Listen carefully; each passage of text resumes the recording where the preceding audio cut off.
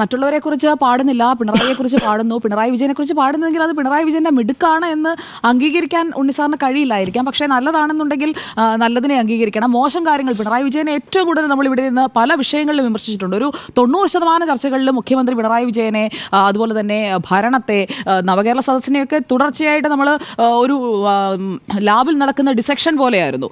ആ രീതിയിൽ വിമർശിച്ചിട്ടുള്ളവരാണ് നമ്മളെല്ലാവരും. പക്ഷേ ഈ പാട്ട്, അത് മുഖ്യമന്ത്രി പറഞ്ഞ വാചകം എന്താണ്? ഞാൻ ആ പാട്ട് എന്താണെന്ന് കേട്ടില്ല, അതാണ് അദ്ദേഹം പറഞ്ഞ വാചകം. ഞാൻ ആ പാട്ട് എന്താണെന്ന് കേട്ടില്ല എന്ന് പറഞ്ഞാൽ ആ പാട്ടിന്റെ വരികളൊക്കെ അദ്ദേഹത്തെ കൊണ്ടുപോയി ഈ പറയുന്ന ധനകാര്യ വകുപ്പിലെ പുത്തൂർ ചിത്രസേനൻ, മുഖ്യമന്ത്രി ഞാനൊരു പാട്ട് എഴുതിയിട്ടുണ്ട്, ഇതാണ് വരികൾ, അങ്ങേക്ക് ഇഷ്ടപ്പെട്ടോ, തിരുവുള്ളക്കേട് ഉണ്ടാകുമോ, അങ്ങനെ ചോദിക്കുന്ന ഒരു ശൈലിയും അങ്ങ് പറഞ്ഞ ഭരണഘടനയുള്ള കമ്മ്യൂണിസ്റ്റ് പാർട്ടിക്കില്ല.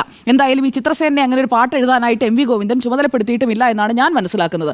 പാർട്ടി സെന്റർ അടക്കം ഈ പാട്ടിനോട് എടുക്കുന്ന സമീപനം എന്താണെന്നുള്ള അവർ ഔദ്യോഗികമായി പറയും. പക്ഷേ ഈ പാട്ടിനൊന്നും അവർ ഓൺ ചെയ്യാൻ പോകുന്നില്ല എന്നുള്ളതാണ് നമ്മൾ മനസ്സിലാക്കേണ്ടത്. അങ്ങ് പറഞ്ഞതുപോലെ അങ്ങയുടെ അത്ര ആഴത്തിലൊന്നും ഈ കമ്മ്യൂണിസ്റ്റ് പാർട്ടിയിൽ പ്രവർത്തിക്കുകയോ അല്ലെങ്കിൽ അതിനെ ഭരണഘടനയെ പഠിക്കുകയോ ചെയ്ത ആളല്ല ഞാൻ. എനിക്ക് പുറത്തു നിന്ന് വായിച്ചുള്ള അറിവ് മാത്രമേ ആ പാർട്ടിയെക്കുറിച്ചുള്ളൂ. പക്ഷേ ഇക്കാര്യത്തിൽ എനിക്ക് മനസ്സിലായ ഒരു കാര്യം, സെക്രട്ടേറിയറ്റ് ജീവനക്കാർ അവരുടെ ഒരു പരിപാടിയിലേക്ക് ഒരു പാട്ട് എഴുതി ചിട്ടപ്പെടുത്തി അത് സംഘഗാനമായി, തിരുവാതിരയല്ല സംഘഗാനമായി നാളെ അവതരിപ്പിക്കാൻ പോവുകയാണ്. അത് 100 വനിതാ ജീവനക്കാർ ചേർന്നാണ് കേരള സെക്രട്ടേറിയറ്റ് എംപ്ലോയീസ് അസോസിയേഷന്റെ സുവർണ ജൂബിലി മന്ദിരത്തിന്റെ ഉദ്ഘാടനത്തിന്. ഫ്ലെക്സ് അടക്കം കെട്ടി വിവാദമായപ്പോൾ ആ ഫ്ലെക്സിനെ കുറിച്ച് നമ്മൾ വാർത്ത കൊടുത്തതാണ്.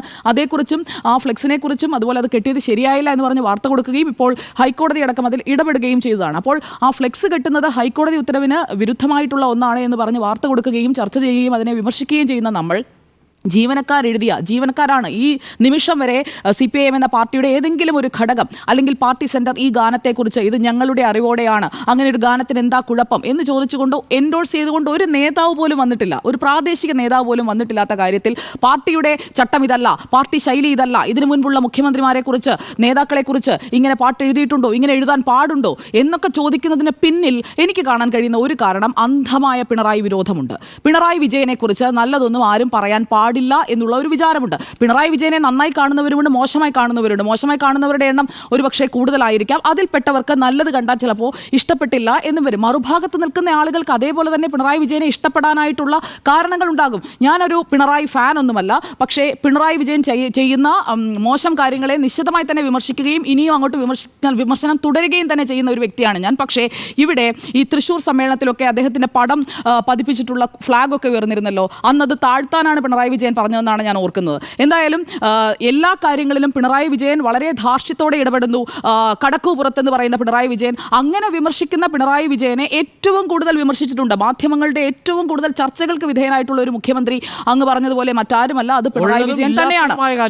പിണറായി വിജയനെ കുറിച്ച് ഉമ്മൻചാണ്ടിയുടെ കാര്യത്തിൽ രണ്ടാമത് നിൽക്കുന്നത് ഉമ്മൻചാണ്ടിയാണ്. ഈ രണ്ടുപേരെയുമാണ് ഏറ്റവും കൂടുതൽ. കെ കരുണാകരനൊന്നും അത്രയും മാധ്യമ വിചാരണയ്ക്ക് ഒരുപക്ഷെ അന്ന് ഇത്രയും തത്സമയ ചർച്ചകൾ സോഷ്യൽ മീഡിയ ഒന്നും ഇല്ലാത്തത് കൊണ്ടാകാം. പക്ഷേ ഈ സോഷ്യൽ മീഡിയ കാലത്ത്, ഡിജിറ്റൽ മീഡിയയിൽ ഇത്രയധികം ചർച്ചകൾ നടക്കുന്ന കാലഘട്ടത്തിൽ ഈ രണ്ടുപേരും ഏറ്റവും കൂടുതൽ വേട്ടയാടപ്പെട്ടിട്ടുണ്ട്. അതിലിപ്പോൾ 2 ടേമായി തുടരുമ്പോൾ ഊഹിക്കാവുന്നതല്ലേ ഉള്ളൂ എത്രമാത്രം ഈ ഒരു കാലഘട്ടത്തിൽ, ഈ ഒരു ഡിജിറ്റൽ കാലഘട്ടത്തിൽ വേട്ടയാടലുകൾ അത് കൂടുതൽ ആളുകളിലേക്ക് എത്തിച്ചേരുന്ന തരത്തിൽ ആ ചർച്ചകളെല്ലാം പോയിട്ടുണ്ട്. അങ്ങനെ ഏറ്റവും കൂടുതൽ വിമർശനങ്ങൾ നേരിട്ടിട്ടുള്ളത് പിണറായി വിജയനാണ്. സ്വാഭാവികമായും ഇങ്ങനെ ഒരു പാട്ട് വരുമ്പോൾ അങ്ങനെ ഒരു പാട്ട് പാടില്ല, കാരണം ഇയാളെ നമ്മൾക്ക് ഇഷ്ടമല്ല, അതുകൊണ്ട് ഇങ്ങനെ ഒരു പാട്ടേ പാടില്ല എന്ന് പറഞ്ഞുകൊണ്ട് ഒരു കേന്ദ്രത്തിൽ നിന്ന് ഇത് വരികയാണ്. അതെല്ലായിടത്തേക്കും എത്തുകയാണ്, അത് ഏറ്റുപറയുകയാണ്. പ്രതിപക്ഷ നേതാവിൻ്റെ അടക്കം പ്രതികരണങ്ങൾ നമ്മൾ കണ്ടതാണല്ലോ ഈ വിഷയത്തിൽ. അപ്പോൾ കെ മുരളീധരൻ കഴിഞ്ഞ തെരഞ്ഞെടുപ്പ് കാലത്ത് ഞാൻ എന്ന ഭാവങ്ങളെ എന്ന് പറഞ്ഞതും ഇതേപോലെയുള്ള ചുറ്റുപാടുമുള്ള വാഴ്ത്തുപാട്ടുകാരെ കുറിച്ച് തന്നെയാണ്. പിണറായി വിജയന് PR ഉണ്ടെങ്കിൽ ഉറപ്പായും പ്രതിപക്ഷ നേതാവിനും PR ഉണ്ട് എന്ന് തന്നെയാണ് എൻ്റെ അഭിപ്രായം. കാരണം PR എന്ന് പറയുന്നത് മുഖ്യമന്ത്രി പിണറായി വിജയൻ്റെ ചുറ്റും മാത്രമുള്ള ഒന്നല്ല. ഇവിടെ അന്ധമായ പിണറായി വിജയൻ വിരോധം, അന്ധമായ നരേന്ദ്രമോദി വിരോധം. അപ്പോൾ ഈ 2 വിരോധങ്ങളും ഇവർ രണ്ടുപേരെ കുറിച്ചും എന്തെങ്കിലും ഒരു പോസിറ്റീവായിട്ടുള്ള ഒരു വാചകം പോലും ഉൾക്കൊള്ളാൻ കഴിയാത്ത തരത്തിലേക്ക് കുറേ ആളുകളെ കൊണ്ടുപോയി വിട്ടിട്ടുണ്ട്. എന്തായാലും ആ കൂട്ടത്തിൽ നിൽക്കാൻ ഞാൻ തയ്യാറല്ല. നല്ലത് ചെയ്യുമ്പോൾ നല്ലതെന്ന് പറയുക, മോശമാണെങ്കിൽ മോശമെന്ന് പറയുക. ഈ പാട്ടിനെ അതേപടി ആ വാചകങ്ങളെല്ലാം നമ്മൾ ആ രീതിയിൽ എടുക്കുന്നു എന്നല്ല, പക്ഷേ ആ പാട്ട് എഴുതാനായിട്ടുള്ള, ആ പാട്ട് പാടാനായിട്ടുള്ള ആ സംഘടനയിലെ, അത് എഴുതിയ വ്യക്തികളുടെ, അത് പാടാൻ പോകുന്ന വ്യക്തികളുടെ സ്വാതന്ത്ര്യം അവിടെ നിൽക്കുന്നുണ്ട്. ഇനി ആ വേദിയിൽ ഇത് ആലപിക്കേണ്ടതില്ല, ഇത്രയും വിവാദമായതുകൊണ്ട് നമുക്ക് ഈ പാട്ട് വേണ്ട എന്ന് മുഖ്യമന്ത്രി പറയുകയാണെങ്കിൽ, പിണറായി വിജയൻ പറയുകയാണ് എന്നുണ്ടെങ്കിൽ അവർ ആ പാട്ട് പിൻവലിക്കുകയും ചെയ്യും. അത് നാളെ നടക്കാൻ പോകുന്ന ഒരു ഇവന്റാണ്. അത് വിവാദം ആയില്ലെങ്കിലും ഞാൻ വിചാരിക്കുന്നത് അങ്ങനെ നടക്കില്ല എന്നുള്ളതാണ്. കാരണം അവരുടെ കൺസേൺ മേടിക്കാതെ അങ്ങനെ ഒരു സംവിധാനം, ഇതുപോലൊരു പാട്ട് സുജിയ പിണറായി വിജയനെ വേദിയിലിരുത്തി ചെയ്തിട്ടുണ്ടെങ്കിൽ അദ്ദേഹത്തിന് ഗുണമാണോ ദോഷമാണോ വരിക എന്നുള്ള ബോധ്യമില്ലാത്ത ആൾക്കാരാണ് അവിടെ ഇരിക്കുന്നത്. അല്ല, അദ്ദേഹം പറയുന്ന മറുപടി എന്താണ്? വ്യക്തിപൂജയ്ക്ക് നിന്നു കൊടുക്കില്ല എന്ന് തന്നെ അദ്ദേഹം പറയുന്നുണ്ട്. പാർട്ടി ലൈൻ എന്താണ് എന്താണ് എന്നുള്ളത് അദ്ദേഹത്തിന്റെ വാർത്താ സമ്മേളനത്തിൽ കൃത്യമായി പറയുന്നുണ്ട്. അദ്ദേഹം പറഞ്ഞ ഡീറ്റെയിൽ ആയിട്ടുള്ള വാചകം ഇതാണ്: ഇങ്ങനെ ഒരു കാര്യം വരുമ്പോൾ തന്നെ സകലമാന കുറ്റങ്ങളും എന്റെ തലയിൽ ചാർത്താൻ ശ്രമിച്ചുകൊണ്ടിരിക്കുന്ന ഒരു കൂട്ടർ നമ്മുടെ നാട്ടിൽ തന്നെയുണ്ട്. അങ്ങനെയുള്ള ആളുകൾക്ക് വല്ലാത്ത വിഷമം സ്വാഭാവികമായിട്ടുണ്ടാകുമെന്നത് ഉറപ്പാണ്. അത് അങ്ങനെ കണ്ടാൽ മതി എന്നതാണ് അദ്ദേഹം അതിൽ പറയുന്നത്. ഇനി ഈ ലോകമെങ്ങും ശോഭിച്ചിടും കാരണഭൂതൻ സഖാവ്, ആ പാട്ടിനെ പാർട്ടിയുടെ ജില്ലാ കമ്മിറ്റി തന്നെ തള്ളിയിട്ടുള്ളതാണ്. അന്ന് 2022 CPIഎമ്മിന്റെ തിരുവനന്തപുരം ജില്ലാ സമ്മേളനം പാറശാലയിൽ നടക്കുമ്പോൾ അവതരിപ്പിച്ച 500 പേർ ചേർന്ന് അവതരിപ്പിച്ച മെഗാ തിരുവാതിരയാണ്. ആ മെഗാ തിരുവാതിരയിലെ ആ ഗാനത്തിന് ശേഷം അത് കൃത്യമായി റിവ്യൂ ചെയ്തതാണ്. 3 വർഷം മുൻപ് നടന്ന സംഭവമാണ്. അത് കൃത്യമായി റിവ്യൂ ചെയ്തത് പാർട്ടി ഫോറം തന്നെയാണ്. കാരണം പാർട്ടിയുടെ ജില്ലാ സമ്മേളനത്തിന്റെ ഭാഗമായി നടന്ന മെഗാ തിരുവാതിര ആയതുകൊണ്ട് തന്നെ ഇത് ഈ സമ്മേളനത്തിന്റെ അല്ലെങ്കിൽ ഇതിന്റെ നടത്തിപ്പുകാരായ ആളുകൾ, അതിൽ പാർട്ടി അംഗങ്ങൾ ഉണ്ടാകും, സ്വാഭാവികമായും ഉണ്ടാകും. അപ്പോൾ പാർട്ടിയിൽ നിന്ന് അവർക്ക് നേരെ ഒരു ചോദ്യം വരാനുള്ള സാധ്യതയും ഞാൻ കാണുന്നുണ്ട്. അങ്ങനെയാണെങ്കിൽ അത് അവർക്ക് പിൻവലിക്കാനുള്ള സ്വാതന്ത്ര്യവും അവിടെ അവശേഷിക്കുന്നു. പക്ഷേ ഇങ്ങനെ ഒരു ക്രിയേഷനെ പാടില്ല. ക്രിയേറ്റിവിറ്റി എന്ന് പറയുന്നത് അത് അവർക്ക് പുകഴ്ത്തിക്കൊണ്ടുള്ള ക്രിയേറ്റിവിറ്റിയാണ്. നമ്മൾ വിമർശിക്കുന്നത് പോലെ തന്നെ അവർ പുകഴ്ത്തുന്നു. അപ്പോൾ വിമർശനം മാത്രമേ പാടുള്ളൂ. പിണറായി വിജയനെ പുകഴ്ത്താനേ ആരും പുകഴ്ത്താൻ പാടില്ല. നമ്മൾ പുകഴ്ത്തുന്നില്ല, നമ്മൾ വിമർശിക്കുന്നു. അതുപോലെ അപ്പുറത്ത് നിൽക്കുന്നയാൾക്ക് പുകഴ്ത്താനുള്ള സ്വാതന്ത്ര്യവും ഇന്ത്യൻ ഭരണഘടന നൽകുന്നുണ്ട്. ഒരാളുടെ അഭിപ്രായ സ്വാതന്ത്ര്യത്തിന് പരിധിയിൽ വരുന്നതാണ്. ആരെക്കുറിച്ച് എന്ത് പറയണം, അത് ആളെ ഹർട്ട് ചെയ്യുന്ന രീതിയിലോ അല്ലെങ്കിൽ ഒരാളുടെ അഭിമാനത്തെ ഹനിക്കുന്ന രീതിയിലോ അല്ല. ഇത് അദ്ദേഹത്തെ പുകഴ്ത്തുന്ന രീതിയിലാണ്. അദ്ദേഹം ചെയ്ത കാര്യങ്ങൾ കൂടി വെച്ചുകൊണ്ടാണ് അവർ ആ രചന നിർവഹിച്ചിരിക്കുന്നത് എന്നുള്ളതാണ് ആ കവിത എഴുതിയ അല്ലെങ്കിൽ ഈ ഗാനം എഴുതിയ ആൾ തന്നെ പറയുന്നത്. ഇന്നീ കേരളം ഭരിച്ചിടും പിണറായി വിജയൻ എന്ന സഖാവിന് 100 കോടി അഭിവാദ്യങ്ങൾ എന്നുള്ള വാചകങ്ങളാണ്. അതാണ് അവർ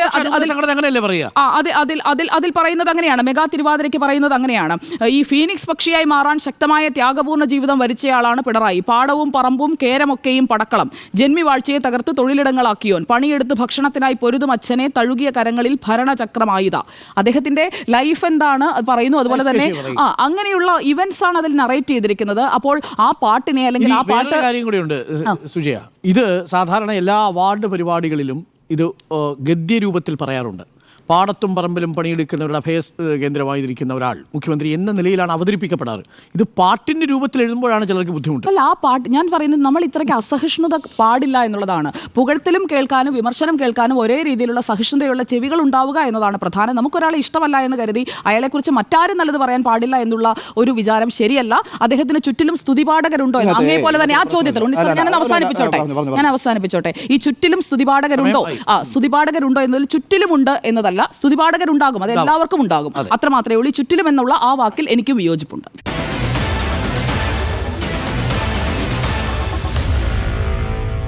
Meet the editors.